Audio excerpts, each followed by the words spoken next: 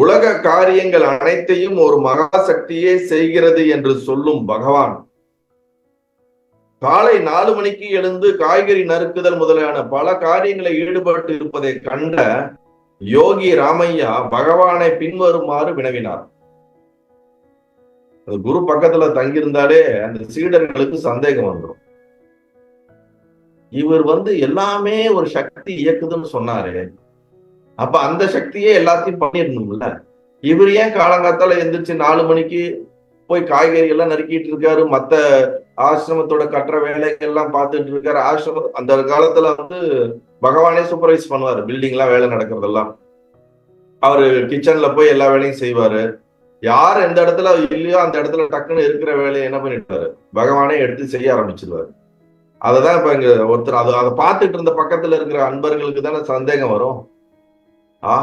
எல்லாமே ஒரே சக்தி தானே செய்யுது, அந்த சக்தி பார்த்துக்கிட்டு உபதேசம் மட்டும் சொல்றாரே உட்காரும் போது.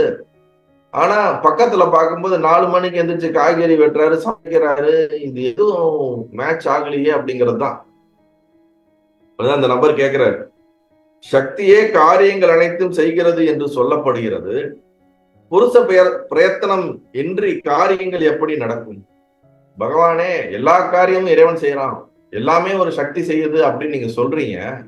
ஒரு முயற்சி இல்லாம, புருஷ பிரயத்தனம் மனித முயற்சி இல்லாம எப்படி அது செய்ய முடியும்? எப்படி எல்லாமே சக்தி செய்து இறைவனே பாத்துக்கிறான், இறைவனே செய்யறான் அப்படின்னு எப்படி சொல்ல முடியுது அப்படின்னு அந்த நபர் கேட்கிறார்.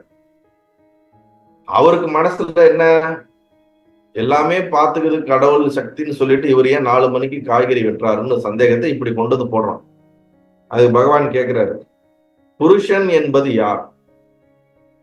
உடனே அவர் சொல்றாரு,